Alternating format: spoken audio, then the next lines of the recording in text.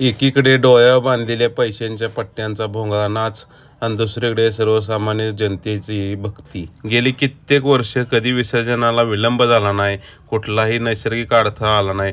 नेमकं ह्याच वर्षी काय भानगड झाली? नेमकी नजर कोणाची लागली? राजाच्या दरबारात सर्वसामान्य माणूस भक्तिभावानं दर्शनासाठी येत होता. त्यांना दर्शन लांबच राहिलं, मात्र लाथाबुक्क्यांचा मार भरपूर मिळाला. एवढा मोठा राजाचा दरबार, एवढी मोठी राजाची ख्याती, मात्र आपलाच मराठी माणूस जेव्हा मुंबईत उपोषणाला गेला त्यावेळेस मात्र अन्नछत्र बंद ठेवलं. कधी नव्हती ह्याच वर्षी बरं विसर्जनाचा मान कोळी समाजाकडून हिसकावून घेतला. देवाच्या दरबारात भक्त ही का नाव दिलंय माहितीये का? त्याला गरीब आणि श्रीमंत यात काहीच फरक वाटत नाही. देवाच्या नावाखाली सगळं खपल, पण देव कुठं खपवचिला? सगळ्यांचा हिसाब किताब होणार ही फक्त चेतावणी आहे. समुद्राला भरती आली, विसर्जन मिरवणूक लेट झाली, ही नुसती कारण आहे. ती खरं करता करविता ह्यो लालबागचा राजा. माणसाच्या डोळ्यातून निघालेले अश्रू आणि त्यांचा कळवळा देवालाही समजतो. त्याचं हे एक जिवंत उदाहरण. मी ज्यांचा आहे त्यांच्याकडेच मी जाणार असा देवाचा अट्टहास म्हणला तर काय वावगं ठरणार. शेवटी ज्यांचा मान आहे त्यांनाच मिळाला आणि त्यांच्याकडूनच लालबागच्या राजाचं विसर्जन झालं. सांगायचं तात्पर्य एवढंच आहे की सर्वसामान्य माणसांचा आशीर्वाद घ्या,